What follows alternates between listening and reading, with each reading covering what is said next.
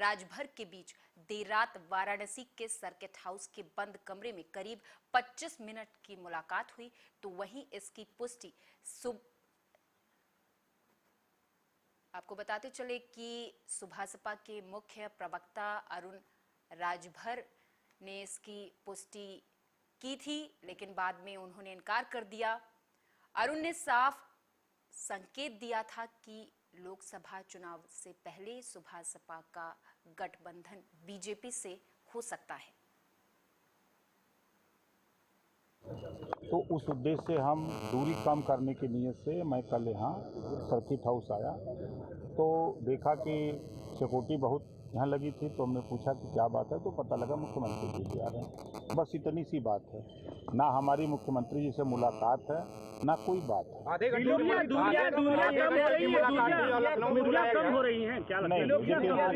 नहीं, देखिए जो आप लोग बता रहे हैं इसमें एक पैसे की भी सच्चाई नहीं है। हमारी उनकी मुलाकात ही नहीं हुई, तो फिर आधे घंटे या 10 मिनट की बात का कहा जाए। अरुण राजभर ने कंफर्म किया कि 25 मिनट मुलाकात हुई है, 25 मिनट रात में मुलाकात हुई। आपकी मुस्कुराहट कुछ कह रही है। क्या निकला ये तो बता, औपचारिक चर्चा थी, क्या निकला? हमारी उनकी कोई मुलाकात नहीं। आपके बेटे लगातार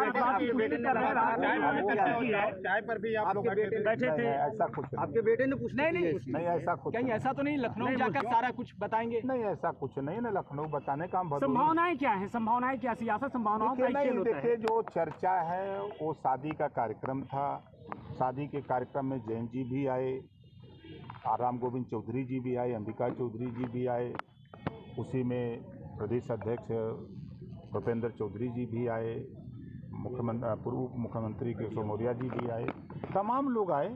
तो ये तो एक संबंध है अपना, तो संबंध के नाते सभी दलों के लोग आए।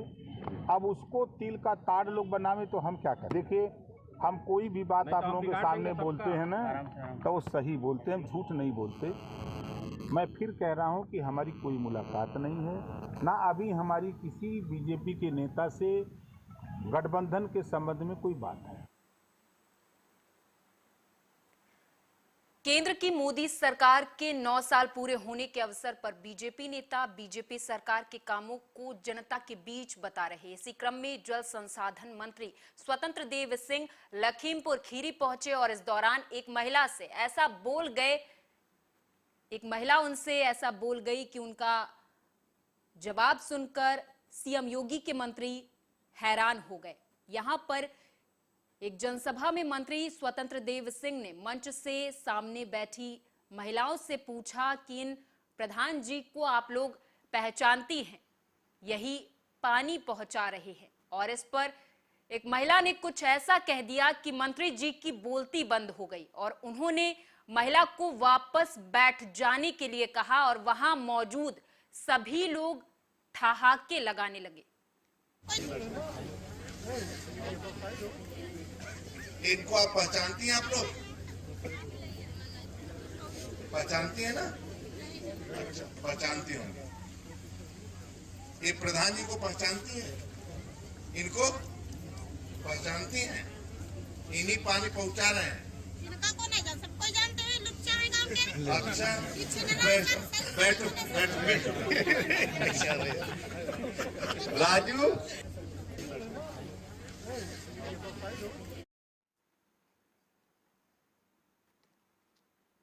दूसरी तरफ बिहार सरकार के मंत्री तेज प्रताप यादव ने अमित शाह और जेपी नड्डा के बिहार दौरे पर बड़ा बयान दिया। उन्होंने कहा कि अमित शाह और जेपी नड्डा के दौरे से उन्हें कोई फर्क नहीं पड़ने वाला है, वो आए या नहीं आए, हमारा कोई काम नहीं रुकेगा। वहीं जीतन राम मांझी को लेकर उन्होंने कहा कि हम इस पर कुछ नहीं बोलेंगे। क्या फर्क पड़ेगा? वो आए चाहे नहीं आए, उससे कोई फर्क नहीं पड़ने वाला है। तो हमारा जो काम है वो रुकेगा नहीं, हमारा काम चल रहा लगातार। अब इस पर हम कुछ नहीं कहना चाहेंगे। आप जीतन राम मांझी जी से पूछिए कि हम इस पर कुछ नहीं। मुख्यमंत्री बनाया फिर भी बहुत छोड़ दिया। अरे सम्मान तो आप लोगों को भी देते हैं, लेकिन हम लोग का खबर सच्चा नहीं छापते। नीतीश कुमार ने कहा है कि लोकसभा का चुनाव समय से पहले हो सकता है। लोकसभा का चुनाव समय से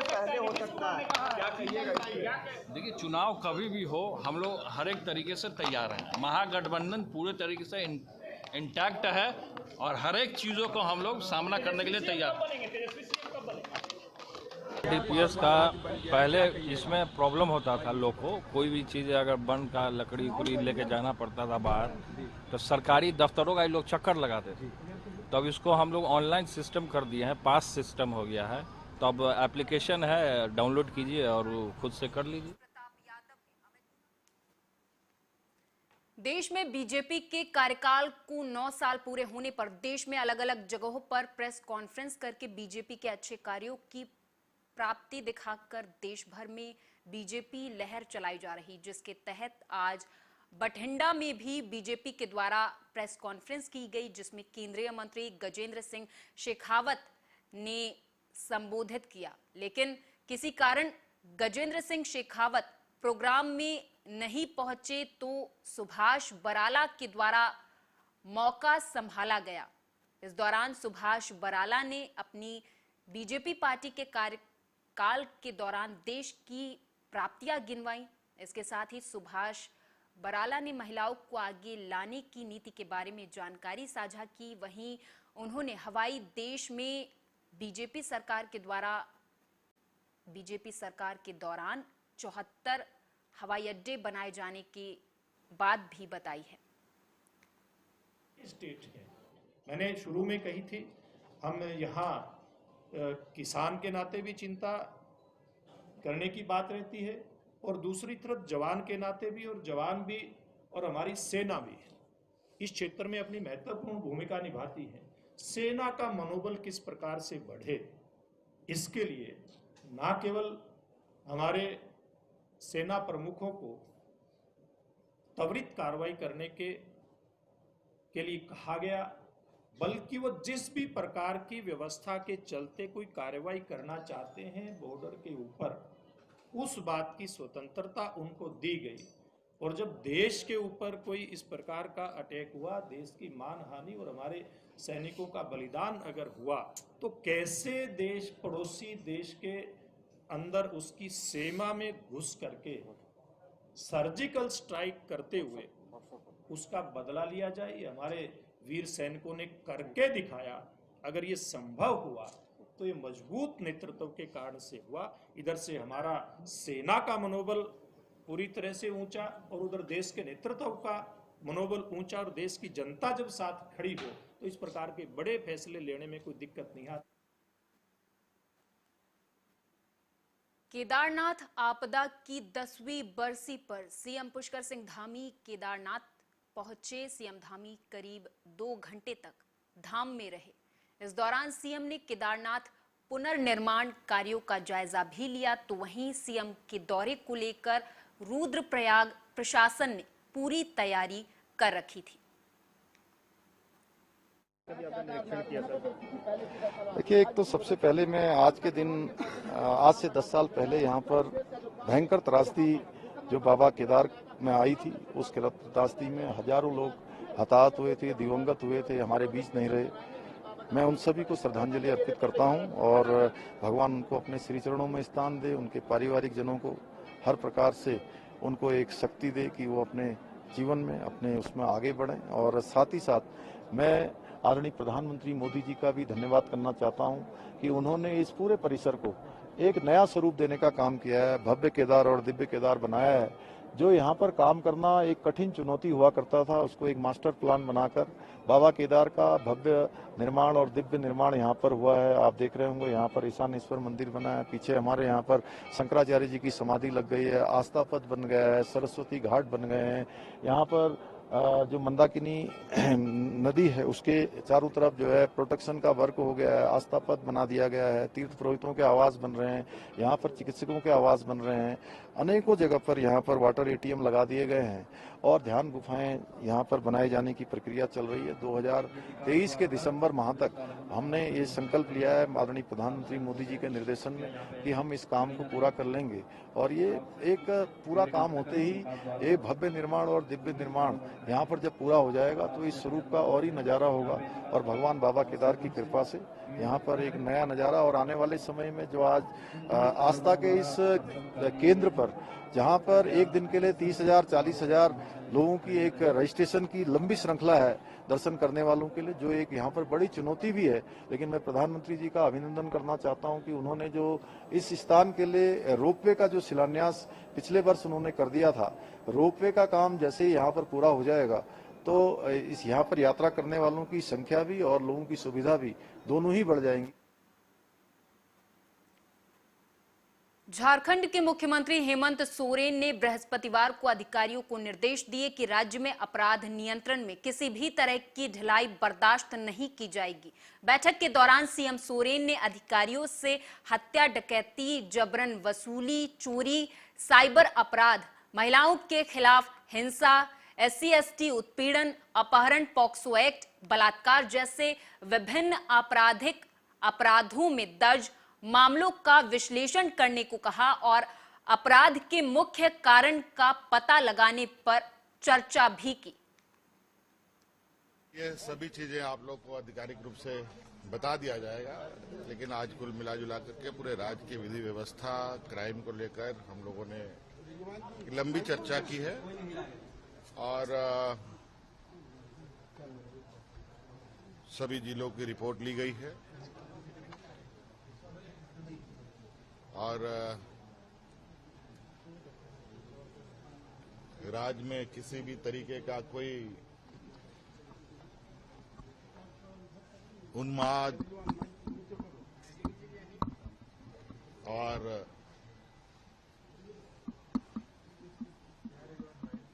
विधि व्यवस्था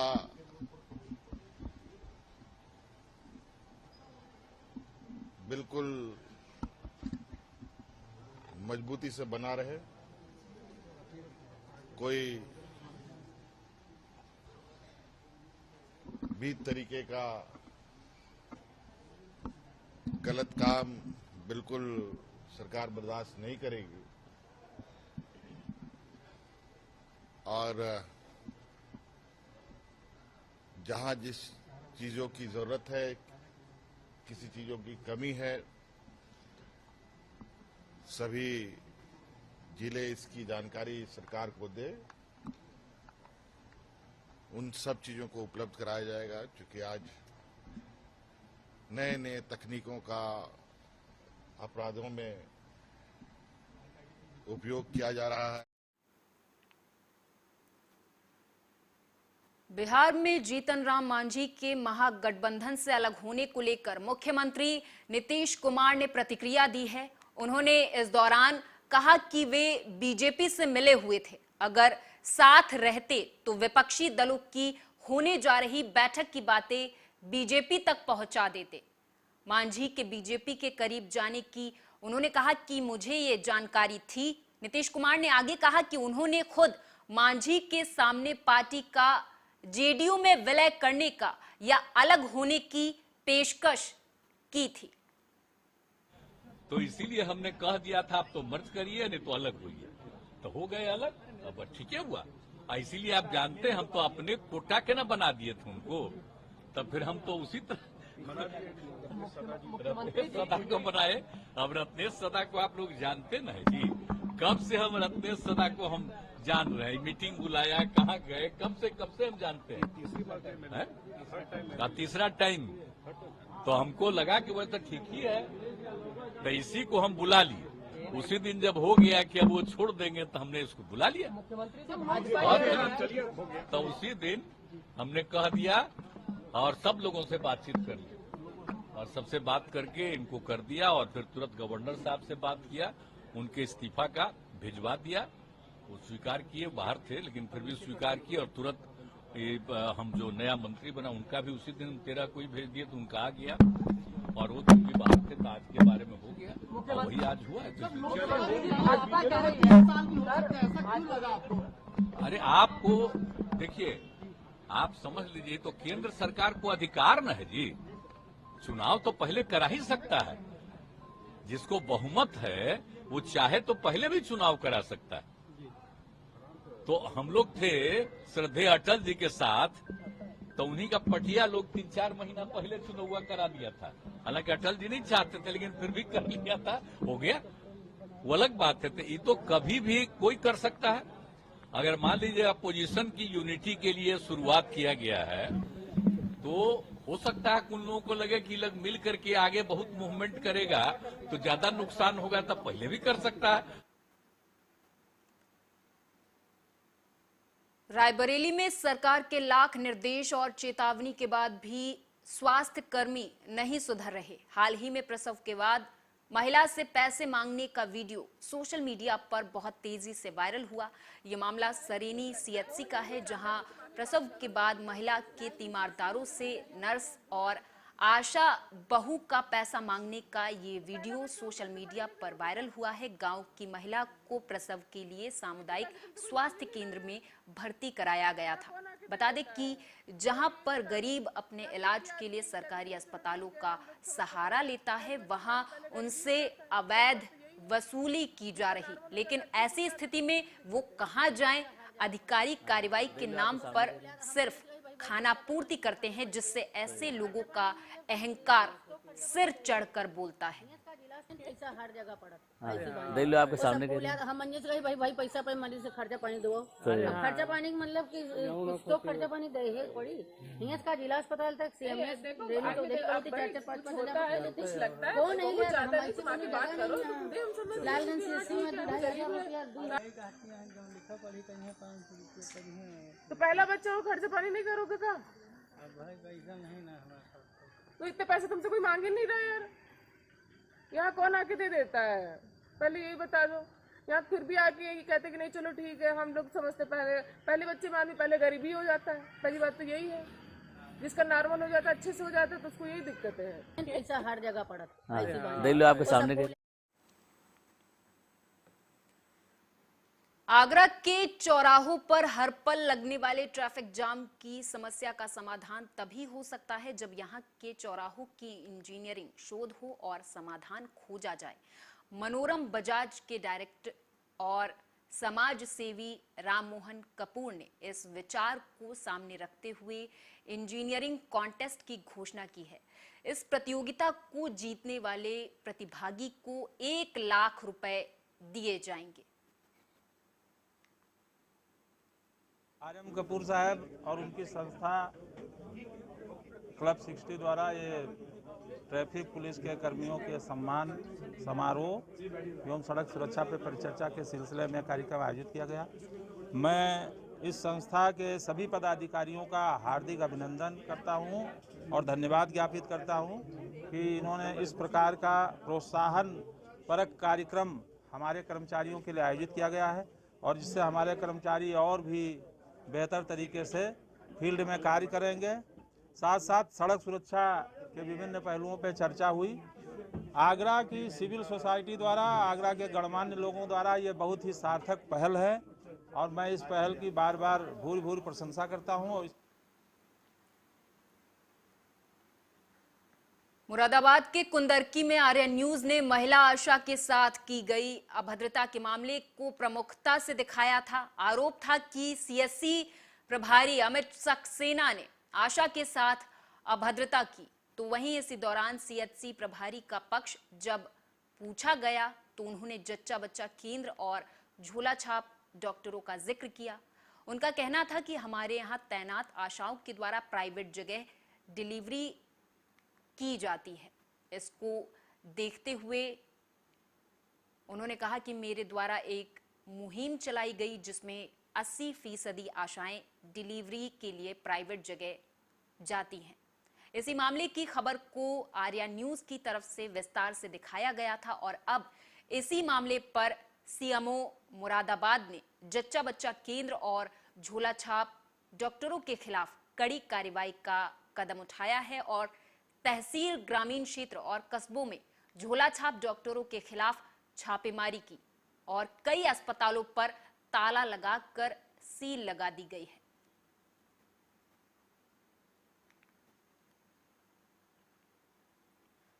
जनपद कानपुर देहात पुलिस को आज उस समय बड़ी सफलता हाथ लगी जब मुठभेड़ के दौरान एक रेप का अभियुक्त पुलिस के हत्थे चढ़ गया। पुलिस मुठभेड़ में गिरफ्त में आया अभियुक्त गोली लगने से घायल हुआ था। वहीं अभियुक्त के द्वारा की गई फायरिंग से एक निरीक्षक भी गंभीर रूप से घायल हुआ है। दोनों को उपचार के लिए अस्पताल में भर्ती करवा दिया गया है। बता दें कि मुठभेड़ की सूचना पर पुलिस आला अधिकारी मौके पर पहुंचे थे और घटनास्थल का बारीकी से जायजा भी लिया गया है। देखिए, हमारे थाना शिवली क्षेत्र अंतर्गत ये जो रामगढ़ नहर पुल के पास 7:15 बजे हमारे SHO शिवली माई फोर्स के साथ शाम को संदिग्ध वाहन की चेकिंग कर रहे थे। उस समय पे एक वाहन सवार व्यक्ति आ रहे थे। पुलिस को देखते ही तुरंत वापस मुड़ के मतलब बाइक तेज़ी से भगाने लगे। उसी भगाते वक्त वो फिसल के गिर गए।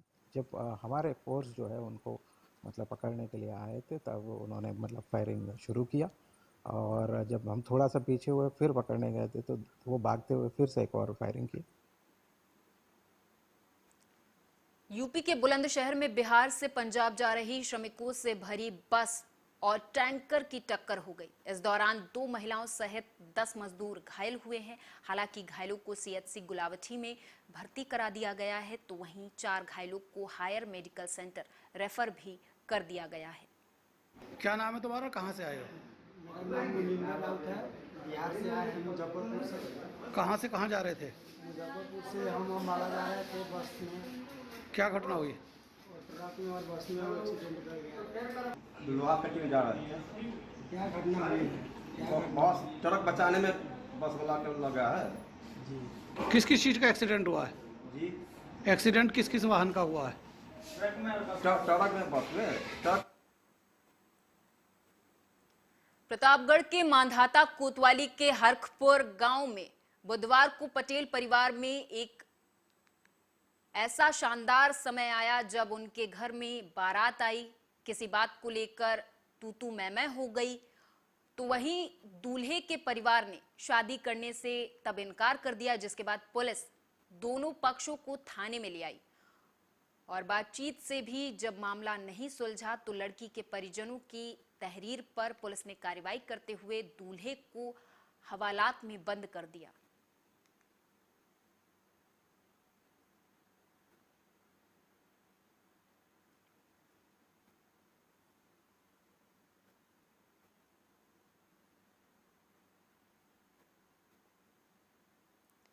मोदी सरकार के 9 साल पूरे होने पर भरत कुंड में आयोजित जनसभा में उत्तर प्रदेश के CM योगी आदित्यनाथ ने मोदी सरकार की उपलब्धियों को गिनाया। इतना ही नहीं, अयोध्या के बारे में बोलते हुए CM योगी ने कहा कि ये नई अयोध्या है, अगले वर्ष हमारे राम आने वाले हैं।